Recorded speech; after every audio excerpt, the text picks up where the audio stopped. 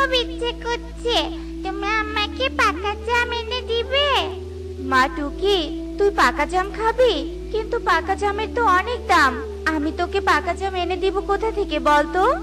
আমি এত কথা শুনতে চাই না মা, আমার পাকা জাম খেতে ইচ্ছে করছে, তুমি আমাকে পাকা জাম এনে দিবে, ব্যাস এটাই আমার শেষ কথা। মারে, তুই তো কখনো এত জেদ করিস না, তাহলে আজ এত জেদ কেন করছিস?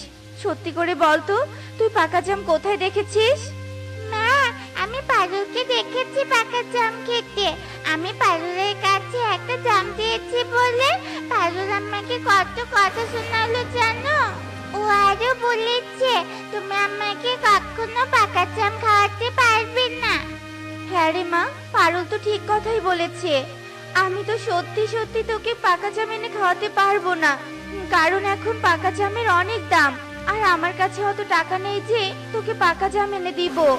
তার মানে সবাই ঠিক কথাই বলে, আমরা গরিব পাখি, তাই আমার সাথে কেউ মিশতে চায় না, আর আমার সাথে খেলা করতেও চায় না। এসব বলে টুকি অনেক কাঁদতে থাকে আর সেখান থেকে নিজের ঘরে চলে যায়। মেয়েটা আমার অনেক কষ্ট পেয়েছে, আর যদি টোনা বেঁচে থাকতো তবে কখনো মেয়েটাকে এভাবে কষ্ট পেতে হতো না। হে সৃষ্টিকর্তা, এই কষ্টের দিন কি কখনো শেষ হবে না? আমি যে আর এত কষ্ট সহ্য করতে পারছি না। এ কি কালু, তুমি এখনো শুয়ে আছো? কাজে যাবে না? ঘরে যে কোনো খাবার নেই। আহা কাকুলি, আমাকে বিরক্ত করো না তো, আমাকে একটু শান্তিতে ঘুমাতে দাও। আগে ঘুম, তারপর কাজ, বুঝেছো?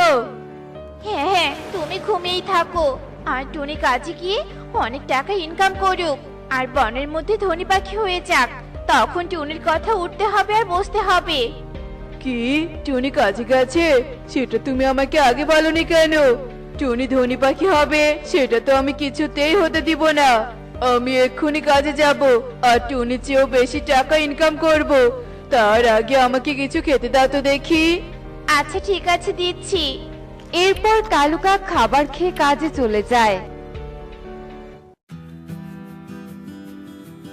যাক বাবা, কালুকে টুনির কথা বলে তবুও কাজে পাঠাতে পেরেছি, এটাই অনেক। নয়তো কালু এখনো পড়ে পড়ে ঘুমাতো। যাই, এবার আমি ঘরের কাজগুলো সেরে ফেলি। এরপর কাকুলি ঘরের কাজ করতে থাকে আর অন্যদিকে টুনি টুকিকে বলতে থাকে, মা টুকি, আমি কাজে যাচ্ছি, তুই সাবধানে থাকিস। আচ্ছা ঠিক আছে মা, তুমিও